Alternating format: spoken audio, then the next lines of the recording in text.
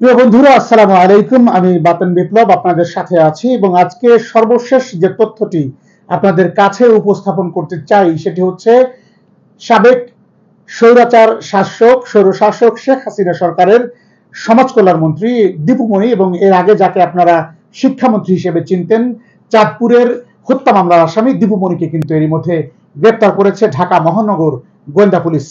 এই তথ্যটি কিছুক্ষণ আগে গোয়েন্দা পুলিশের একজন কর্মকর্তা আমাদেরকে নিশ্চিত করেছেন এবং আমরা জানতে পেরেছি যে রাজধানীর গুলশান বাড়িধারা এলাকার একটি বাড়ি থেকে, স্বজনের বাড়ি থেকে তাকে গ্রেফতার করা হয়েছে এবং সেখান থেকে তাকে এরই মধ্যে ডিবি কার্যালয়ে, ঢাকা মহানগর গোয়েন্দা পুলিশের যে কার্যালয়টি রয়েছে মিন্টু রোডে, সেখানে তাকে নিয়ে যাওয়া হয়েছে। এবং যে তথ্যটি তাকে কিভাবে আসলে গ্রেফতার করা হলো সেটি আপনাদের যদি জানাতে চাই, আপনারা জানেন যে এই চলতি মাসের 5 আগস্ট স্বৈরাচার সরকারের পতন হয়েছে এবং এই পতন হওয়ার মধ্য দিয়ে আপনারা জানেন যে সব বলা যায় একেবারে হাতে গোনা 1-2 জন শামীম ওসমান কিংবা এই ব্যারিস্টার সুমন ছাড়া সবাই আটক এখন পর্যন্ত দেশের মাটিতে, দেশের সীমানায় আটকা রয়েছে। তার মধ্যে দীপু মনি অন্যতম। আমরা গণমাধ্যমের শিরোনামে যেমনটি দেখেছিলাম যে গত 13 আগস্ট, এই চলতি মাসের 13 আগস্ট বাংলাদেশের সবচেয়ে বড় জুয়ারি যাকে বলা হয়, সেই শেয়ার বাজার কেলেঙ্কারির মাফিয়া সালমান এফ রহমান এবং আনিসুল হক, আইনমন্ত্রী আনিসুল হক, তাদের দুজনকে প্রথম গ্রেফতার করা হয়। হাতে জেলেদের সেই রশি পেঁচিয়ে কিন্তু তাদেরকে গ্রেফতার করা হয়েছিল এবং এরপরে আমরা জানি মেজর জিয়া যে গুমের অন্যতম নায়ক হিসেবে তাকে বলা হয়, সেই জিয়া এবং পাশাপাশি আমরা জেনেছি যে পলক এবং পলকের সাথে ছাত্রলীগের ঢাকা বিশ্ববিদ্যালয় শাখার সাধারণ সম্পাদক সৈকত এবং আরো বেশ কিছু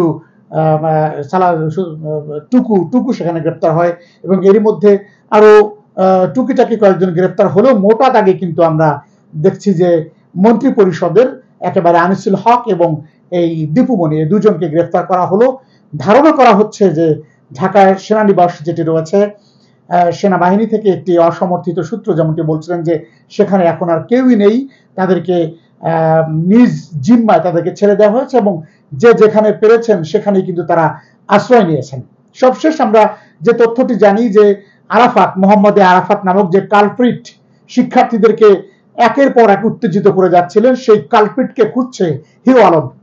হিরো আলম আপনারা জানেন যে গুগল সার্চে এক সময় সবচেয়ে বেশি জনপ্রিয় ছিল এই নামটি, যদিও বাংলাদেশে তাকে নিয়ে বেশ বিতর্ক রয়েছে। তবে গুলশানে যে নির্বাচনটি হয়েছিল ঢাকা 17 আসনকে কেন্দ্র করে, সেই আসনে হিরো আলম বিজয়ী হয়েছিলেন এই আরাফাতকে হটিয়ে।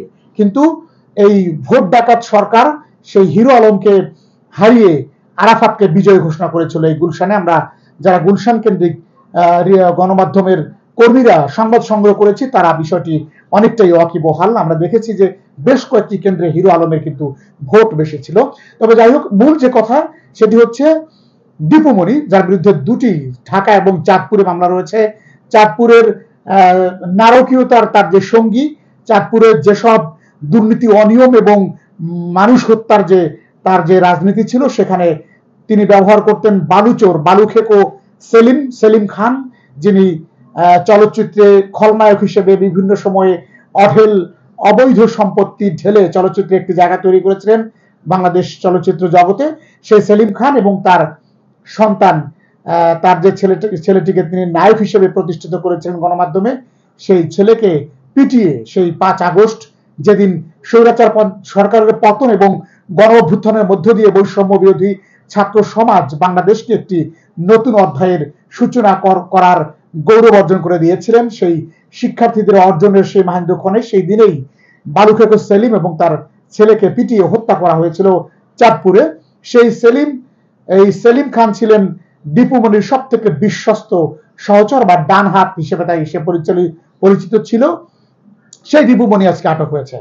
সেই দীপু মনির অনেক বক্তব্যই আমাদের কাছে আছে, যেগুলো তিনি ছাত্র সমাজকে বিভিন্নভাবে উত্তেজিত করেছিলেন। তিনি মুসলমানদের অনেকভাবেই দমনের এবং তার যে কারিকুলাম, শিক্ষামন্ত্রী থাকা অবস্থায় তিনি কিন্তু ইসলাম বিদ্বেষী, ইসলামকে ধ্বংস করার অনেক পায়তারা করেছেন এই দীপু মনি। তাকে কেউ বলেন যে ইসলামের শত্রু হিসেবে তাকে আখ্যা দেন, এবং সেই দীপুমণি আজকে গ্রেপ্তার হলো ডিবি হাতে, এবং মহানগর গোয়েন্দা পুলিশের কার্যালয়ে দীপুমণি আছে। আমরা সেখানকার সর্বশেষ তথ্য আপনাদেরকে জানাবো।